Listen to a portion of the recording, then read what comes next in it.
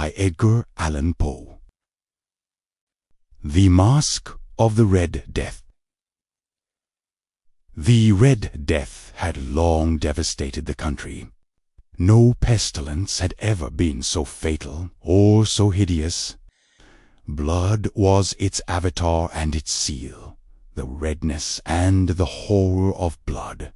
There were sharp pains and sudden dizziness, and then profuse bleeding at the pores with dissolution. The scarlet stains upon the body, and especially upon the face of the victim, were the pest ban which shut him out from the aid and from the sympathy of his fellow men.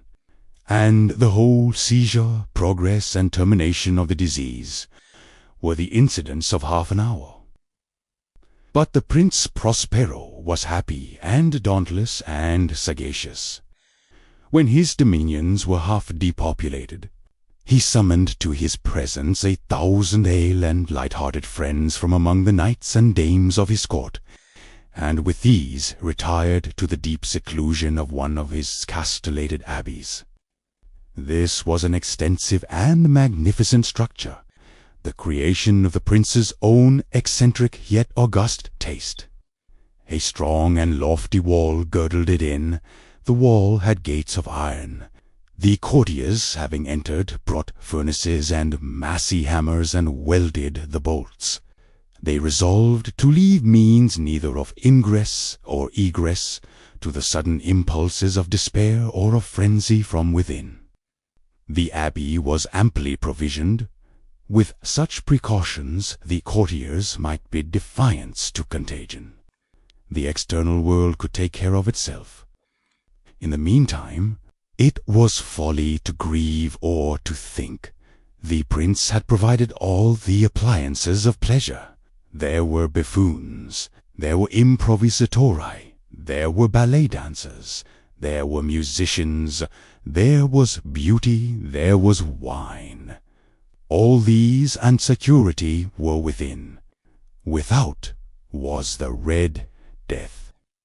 It was toward the close of the 5th or 6th month of his seclusion, and while the pestilence raged most furiously abroad, that the Prince Prospero entertained his 1,000 friends at a masked ball of the most unusual magnificence.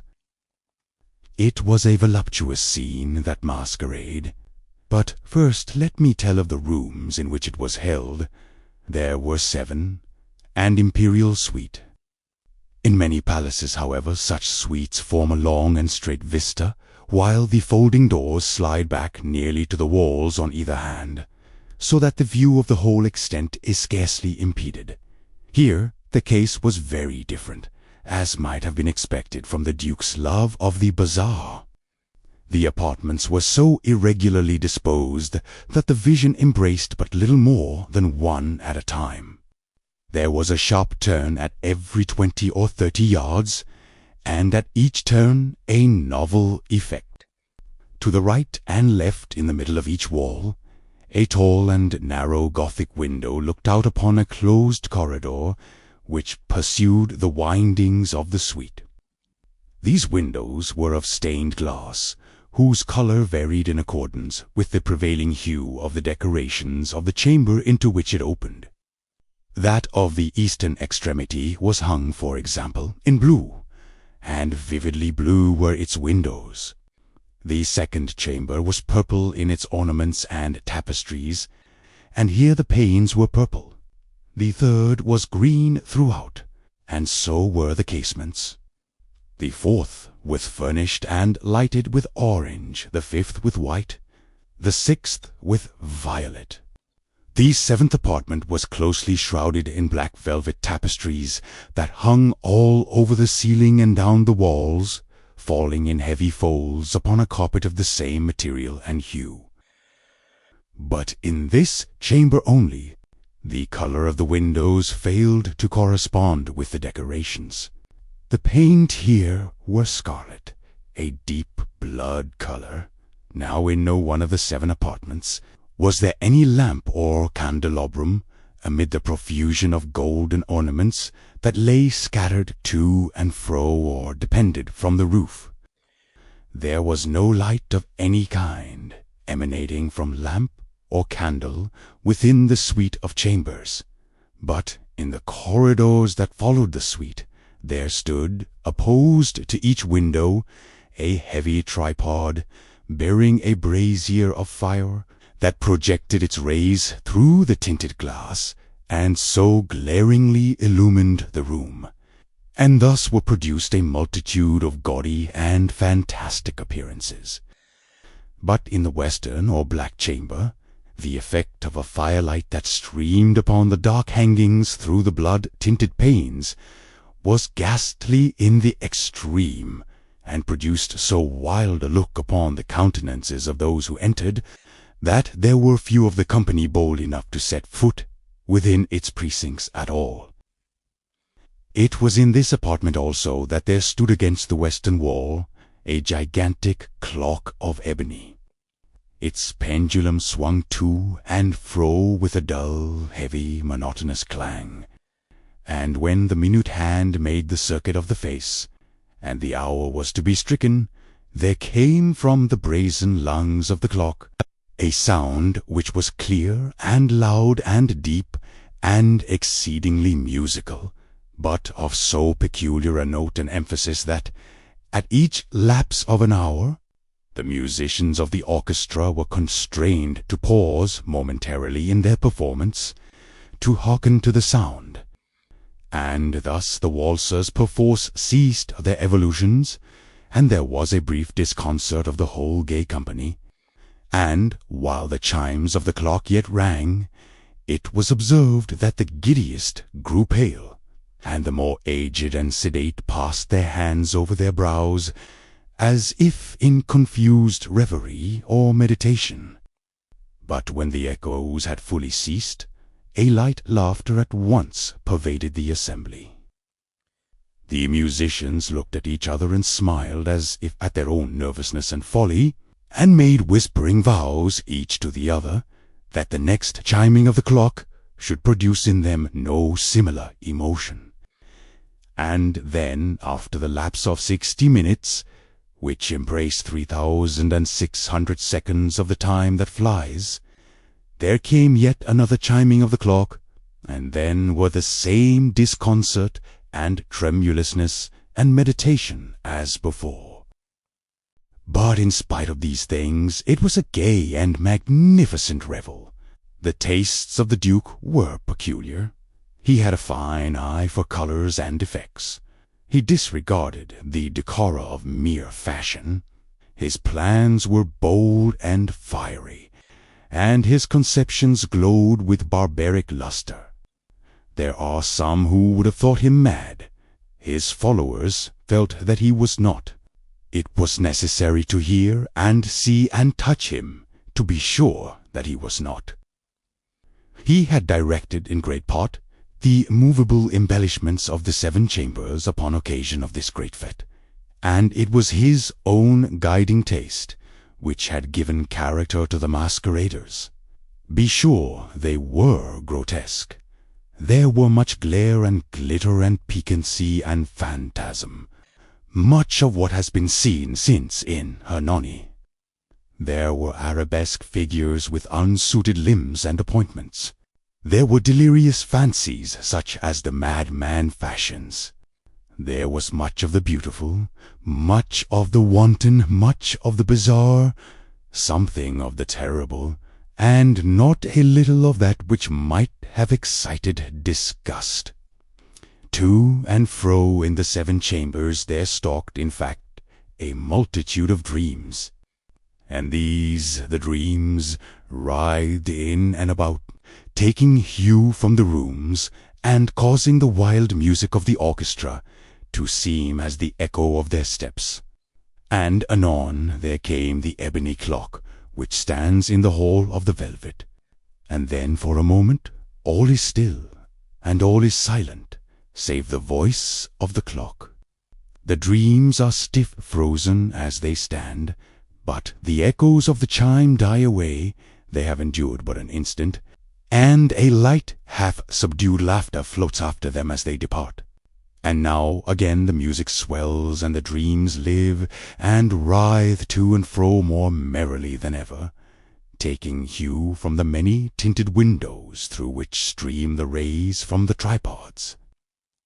But to the chamber which lies most westwardly of the seven, there are now none of the maskers who venture, for the night is waning away, and there flows a ruddier light through the blood-coloured panes, and the blackness of the sable drapery appalls, and to him whose foot falls upon the sable carpet, there comes from the near clock of ebony a muffled peal more solemnly emphatic than any which reaches their ears who indulge in the more remote gaieties of the other apartments.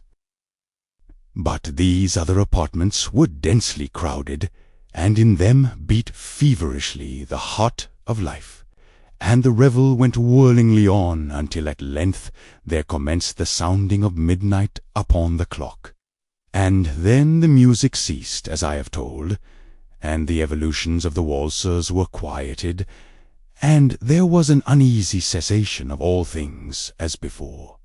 But now there were 12 strokes to be sounded by the bell of the clock, and thus it happened, perhaps, that more of thought crept with more of time into the meditations of the thoughtful among those who rebelled. And thus, too, it happened perhaps that before the last echoes of the last chime had utterly sunk into silence, there were many individuals in the crowd who had found leisure to become aware of the presence of a masked figure which had arrested the attention of no single individual before. And the rumour of this new presence having spread itself whisperingly around, there arose at length from the whole company a buzz, a murmur, expressive of disapprobation and surprise, then, finally, of terror, of horror, and of disgust. In an assembly of phantasms such as I have painted, it may well be supposed that no ordinary appearance could have excited such sensation. In truth, the masquerade license of the night was nearly unlimited, but the figure in question had out-Heroded Herod, and gone beyond the bounds of even the prince's indefinite decorum. There are chords in the heart of the most reckless, which cannot be touched without emotion, even with the utterly lost, to whom life and death are equally jests. There are matters of which no jest can be made. The whole company, indeed, seemed now deeply to feel that in the costume and bearing of the stranger neither wit nor propriety existed. The figure was tall and gaunt, and shrouded from head to foot in the habiliments of the grave. The mask which concealed the visage was made so nearly to resemble the countenance of a stiffened corpse, and yet the closest scrutiny must have had difficulty in detecting the cheat. And yet all this might have been endured if not approved by the mad revellers around. But the mummer had gone so far as to assume the type of the Red Death. His vesture was dabbled in blood, and his broad brow, with all the features of the face, was besprinkled with the scarlet horror. When the eyes of Prince Prospero fell upon this spectral image, which with a slow and solemn movement, as if more fully to sustain its role, stalked to and fro among the waltzers, he was seen to be convulsed in the first moment with a strong shudder, either of terror or distaste, but in the next his brow reddened with rage. "Who dares?" he demanded hoarsely of the courtiers who stood near him. "Who dares insult us with this blasphemous mockery? Seize him and unmask him, that we may know whom we have to hang at sunrise from the battlements." It was in the eastern or blue chamber in which stood the Prince Prospero as he uttered these words. They rang throughout the 7 rooms loudly and clearly, for the prince was a bold and robust man, and the music had become hushed at the waving of his hand. It was in the blue room where stood the prince, with a group of pale courtiers by his side. At first, as he spoke, there was a slight rushing movement of this group in the direction of the intruder, who at the moment was also near at hand, and now with deliberate and stately step made closer approach to the speaker. But from a certain nameless awe with which the mad assumptions of the mummer had inspired the whole party, there were found none who put forth hand to seize him, so that, unimpeded, he passed within a yard of the prince's person, and while the vast assembly, as if with one impulse, shrank from the center of the rooms to the walls, he made his way uninterrupted, but with the same solemn and measured step which had distinguished him from the first, through the blue chamber to the purple, through the purple to the green, through the green to the orange, through this again to the white, and even thence to the violet, ere a decided movement had been made to arrest him. It was then, however, that the Prince Prospero, maddened with rage and the shame of his own momentary cowardice, rushed hurriedly through the 6 chambers, while none followed him on account of a deadly terror that had seized upon them all.